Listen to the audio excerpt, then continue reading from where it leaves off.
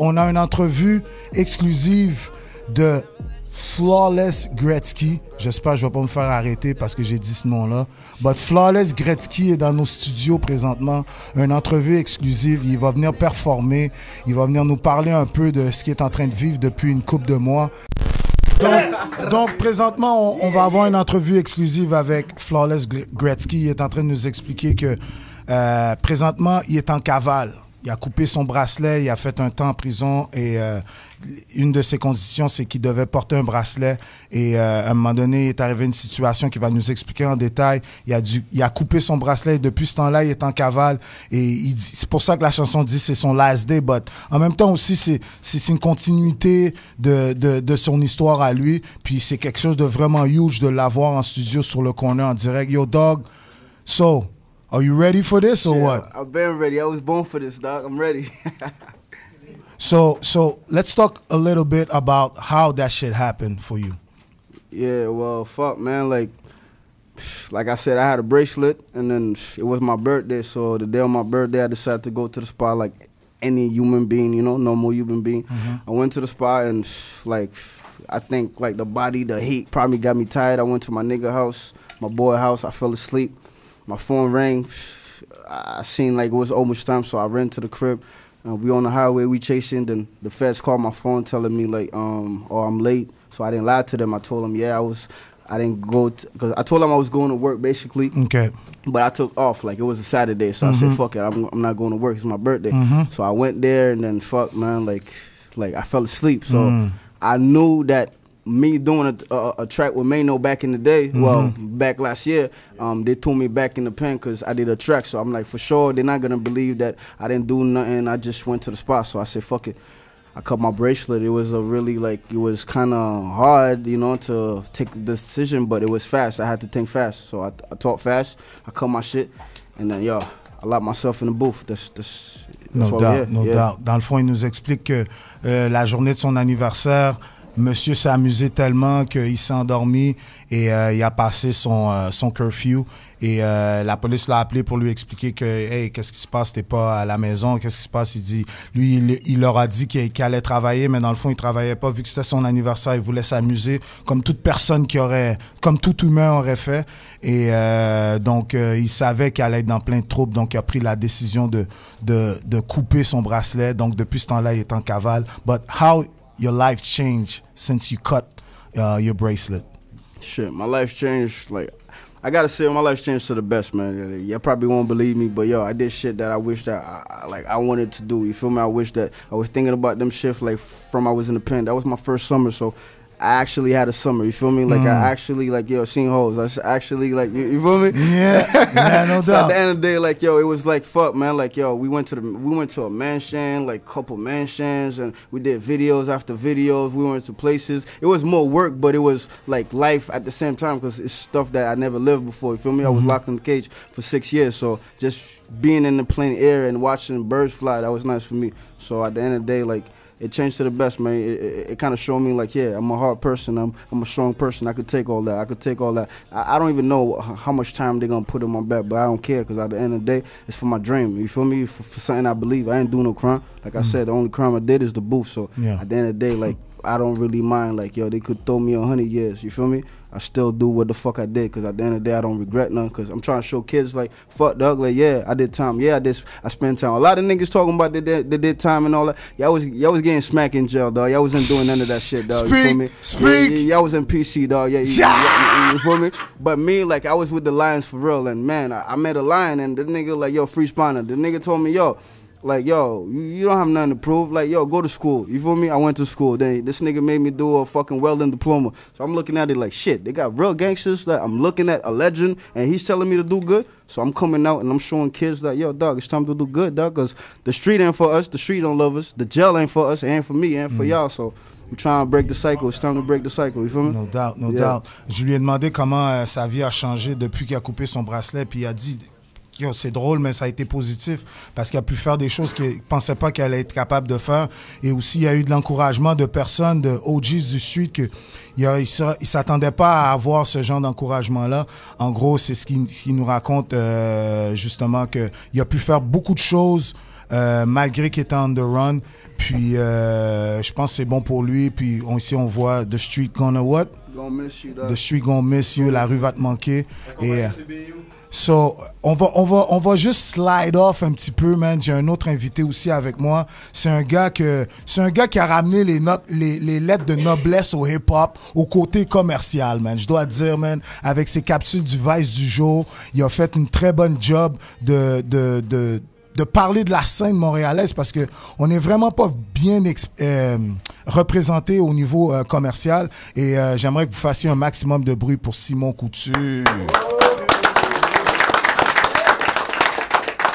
So yo Simon, merci d'être là sur le corner, man. Merci à vous. Donc qu'est-ce qui se passe? C'est fini les Vices du jour? Ouais, ben il y a eu un petit changement présentement. Je pense qu'on s'est un peu plus concentré vers... On continue à couvrir le rap, plus à l'écrit, mais aussi sur des plus longs formats, disons. Ton introduction à la scène, on le voit, tu as une passion pour la scène, tu es un connaisseur. Est venue où ta passion pour la scène? Ben écoute, j'ai toujours trippé sur le rap, mais honnêtement, c'est un constat qu'on a fait il y a environ 3 ans et demi quand on a lancé Vice au Québec. Ben, en fait, relancé Vice au Québec parce que ça a été lancé à Montréal. C'est né à Montréal en 94. Mais c'était qu'il y avait clairement un vide. Tu sais, vous le faites bien. Il y a d'autres médias indépendants qui le font bien aussi, mais il y avait clairement un besoin. Puis la scène a vraiment bien réagi quand on a commencé à couvrir ces artistes-là avec les capsules Vice du jour, qui se faisaient peut-être un peu plus avec un angle quotidien, mais aussi on essayait d'y aller un peu plus en profondeur, un peu plus en documentaire avec ces artistes-là. Est-ce que tout ça, c'est ton concept à toi ou c'est une commande de Vice qui voulait que tu couvres la scène ou tu avais déjà ton concept à toi? Là? C'est pas vraiment mon concept, mais tu sais, Vice du jour, c'est un travail d'équipe, là, okay, mais tu sais, j'avais le mandat au sein de l'équipe de couvrir un peu plus la scène rap. Mais mes collègues aussi couvraient la scène rap, mais peut-être à cette époque-là, c'est moi qui l'ai fait de façon peut-être un peu plus intense. Là, maintenant, les Vices sont terminés du jour, mais là, présentement, tu reviens avec un nouveau concept. Ouais, mais tu sais, on a travaillé sur certains projets un peu plus longs. On a fait un documentaire avec Soulja sur lequel avec qui on est allé à Obidjwan, là, qui est une communauté atikamekw dans le nord. Là, c'est drôle parce que Flawless est ici, il participe à un projet sur lequel on travaille présentement, un projet de podcast qui s'appelle Rap Carcéral, qui est un projet sur le lien entre le street rap et le monde carcéral. Puis c'est un constat que j'ai fait notamment lors d'un Vice du jour avec Flawless qui venait tout juste de sortir de prison. Il lançait son mixtape History in the Making, puis la pochette du mixtape, c'est sa carte de libération conditionnelle. Donc j'étais comme, c'est quoi le lien, tu sais, entre l'univers carcéral et le monde du street rap? Il y en a énormément. Et j'imagine, en faisant tes recherches, tu t'es rendu compte qu'il y a beaucoup de connexions avec le monde carcéral. Ouais, tu sais, après, il faut pas faire nécessairement de lien trop facile, parce que c'est pas parce que tu fais du rap que tu te ramasses en prison. Ça, c'est vrai. Mais, tu sais, je veux dire, on a réussi à dénicher des vieux de la scène comme Connaisseur Tikazo, Ty G Diesel. OK, Ty G. On a parlé avec Dion, qui lui aussi est en cavale. Okay, ouais. On a parlé avec Lost, qui était en prison à Bordeaux au moment où on travaillait sur le projet. C'est lourd, ça. Ça sort quand? Ça sort cet automne. Wow. Donc, il va y avoir comme la grosse promotion pour ça, ou c'est-tu quelque chose que la plateforme te back ou c'est juste un projet comme les autres? En fait, c'est un projet qui est produit par Vice, mais qui va être sur pas sur les ondes, mais qui est un podcast pour Première Plus, qui est la série de podcasts de Radio-Canada. Fait que présentement, si tu me parles de Flawless, t'es encore en train d'enregistrer, là. Moi, j'ai tout enregistré ce qui s'est passé. OK, donc, quoi? Est-ce qu'on va se voir dans le reportage ou quoi? Ça se peut qu'on t'entende. Yeah! Ça va faire... Bon qu'on est. All right, so back to you, Flawless. So, anything coming up for you? I heard you. I know you killed the boot. You record a lot of track with Godfather Beats. Yeah. How did you link up with them? Shit, man. Like, I was looking for because inside like you can't have like mixed CDs, so I was looking for CDs so he could put like some instrumentals for me, so I could sneak in while I'm inside. You feel me? Because you need to like do like pay expensive for that CD for it to go past through. So when I seen him, I asked him for that, and he told me like, yo, what you doing? I told him I'm gonna run, and yo, it's history in the fucking making. So, you know, so he told me, yo, let's go. I went. We were supposed to do 5 track. Nigga, I got 28 track in the bank. I ain't sleep for like 3 weeks in the booth. We got 20 videos stacked. Like, yo, I got a video right now with Keita Moth. Shout out to Keita Moth from Miami. You feel me? Yo, drop this shit right now, man, G. You already know the video. Okay. Yeah, we're gonna drop a video right now. No So doubt, everybody no doubt. tuning in, go fuck with Keita Moth, Miami. Yo, we got Miami fucking with us like on some Zo shit for real. You feel me? So. Like I'm opening gate that we didn't have before. Like I'm fucking Vado. Shout out with Vado from MH. You feel me? Like Vado from that fuck with DJ Khaled and shit. I got Dark Law. I'm fucking with Dark Law from OBH. I got Philly. I got Harlem. You feel me? I got part of Miami. So man, like it's just history in the making for real. Nobody did that shit. Nobody fucking with him like that. So at the end of the day, like I'm not just doing it for me. I'm doing it for all of us. So your job could be bigger, and we got other artists and we got other shit. Cause Montreal used to be the city back in the days. You feel me? Like jazz, no doubt, and all that shit. And we don't have nothing. The Canadian keep losing, we still spending money on that shit. You feel me? Like, yo, we need... Flawless est en train de nous dire qu'il est là pour amener les lettres de noblesse au Canada, à Montréal. Parce que dans le temps, il disait dans le temps du jazz puis tout ça, c'est Montréal qui menait la course. C'est pour ça que lui, il a connecté avec du monde comme Vado, du monde comme Mano, du monde comme who else? Dark Law de OBH. Yeah. You know? Donc, lui, c'est vraiment important pour lui de montrer que au Québec, on est capable de faire une musique street. Puis c'est ça en gros, man. Simon, si je reviens à toi, qu'est-ce qui t'a intéressé à Flawless? À part, je comprends que le concept c'est carcéral, mais qu'est-ce que t'as appris sur lui? Ben, quand je l'ai rencontré, je veux dire, c'est sûr que c'est impressionnant. Le gars, il sort de prison, il a un bracelet. T'as pas eu peur? Ben non, voyons donc. Aïe!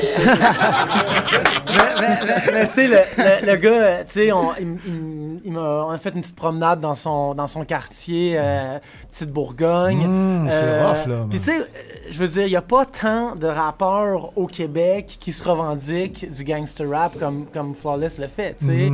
Il y en a, mais tu sais, il y avait quelque chose de rafraîchissant avec ce rappeur-là qui sort de prison. Puis ce qui est intéressant aussi avec Flawless, c'est que il a appris à rapper en prison, notamment.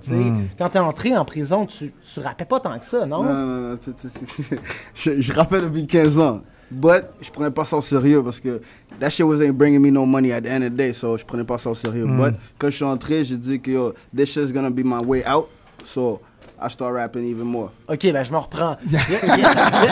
Il a commencé à prendre ça au sérieux en prison, tu sais, puis c'est en sortant qu'il a fait comme garde, tu sais, je veux dire, c'est peut-être pas la vie de la rue, c'est peut-être pas celle qui me convient, donc, tu sais, je vais gagner ma vie comme ça, tu sais. Puis à cette époque-là, moi, c'est Vince de Dead Obies qui m'a présenté avec Flawless. Ils faisaient des beats ensemble, puis je trouvais ça intéressant.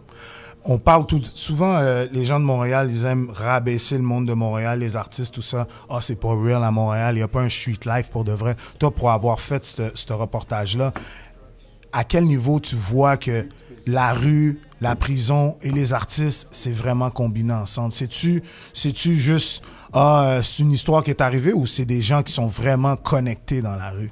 Je sais pas pourquoi au Québec, on a un... On veut pas donner le micro nécessairement à ces gars-là, tu sais, qui se claquent des millions de views là, sur YouTube, qui ont un mode de vie plus street, là, entre guillemets. Mais oui, ça se passe ici, tu sais, clairement que ça se passe ici. Mais, tu sais, depuis des décennies, c'est reconnu ailleurs, aux États-Unis, même au Canada anglais. Ici, je sais pas, on est peut-être un peu frileux de donner le micro à ces gens-là. Mais oui, tu sais, je veux dire, je parlais tantôt de connaisseurs Ticazo, mais ce qu'il raconte dans ses tunes, c'est ce qu'il faisait pour de vrai. C'est ce qu'il faisait pour vrai, tu sais. Flawless, c'est la même chose. Tu sais, je veux dire, Lost, c'est la même chose aujourd'hui. Tu sais, il y a Below the Kid aussi qui est dans le projet, tu sais, c'est la même affaire pour lui. Donc, je sais pas, il y a comme... peut-être qu'on a peur à vouloir donner le micro à des gens qui clairement se considèrent comme des criminels. Là. On veut pas accepter que cette réalité-là existe au Québec, puis que t'as des gars que, je vais pas dire c'est leur carrière, mais ils prennent ça au sérieux, là, comme... je veux pas nommer d'artistes en particulier, mais au Québec, je pense que le street life, le gangster rap, le street lyrics, c'est vraiment real. Puis des artistes comme Flawless représentent vraiment ça. Flawless, so, what's the reaction of your family, man? Ta famille en pense quoi, là, de tout ça, là? Shit, my family, they want to kill me at the end of the day. My mom told me, yo, follow your dream, just don't die, you feel me? So at the end of the day, you know, like, yo, half of them understand and half of them don't. You know, they understand that I'm trying to change shit and make sure, like, I'll never have to go back to jail no more. You feel me? Like, but them, they understand that I'm doing it for something greater than just me spending time in a hole and shit. But other part, they don't understand that and they wish that I could just turn myself in. So today, when I say that's my last day, they all text me on some, oh, yo, shit, you know, they're happy I'm going now, you know. Dans le fond, il est en train de nous dire que c'est sûr sa mère est vraiment pas contente, mais elle sait que c'est quelque chose qui tient vraiment à cœur. Et aujourd'hui, quand sa famille a su que... Parce que dans le fond, c'est même pas une blague, là. Aujourd'hui, il va se remettre à la police. Puis toute sa famille l'a texté pour lui dire, finalement, tu prends le bon chemin. Puis c'est ça, en gros. Anything you wanna add up? Sure, man.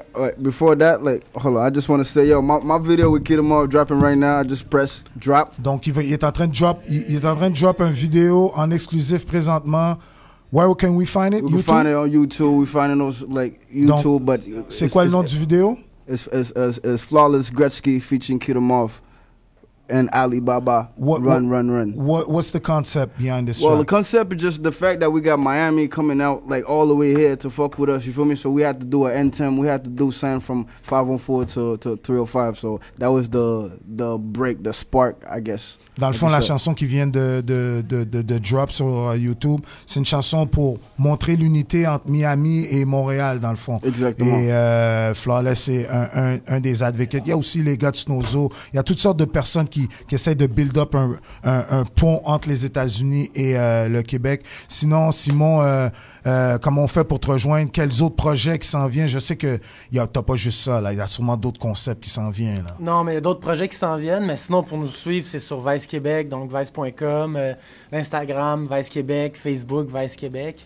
Puis, puis j'ai oublié de dire quelque chose de très important par rapport à Rap Carcéral, c'est que ce projet-là, je le fais en collaboration avec Dice B, parce que de Nuit Blanche, parce que ce show-là, Nuit Blanche, a été...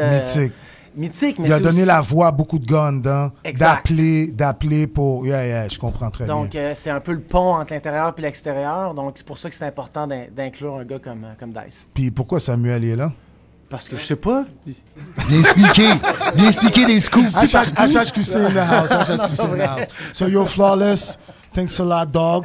So... Hope to see you on the other side. But yo, where the feds at though? I don't know, man. I don't know, man. I don't know. But on remercie Flawless Gretzky d'être là et je remercie tout le monde dans le studio qui est là, qui est passé aujourd'hui. Il y a une bonne main d'applaudissements à tout le monde. Donc l'émission tire à sa fin. Oh, Carlos.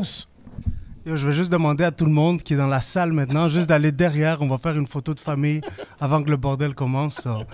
Let's do it.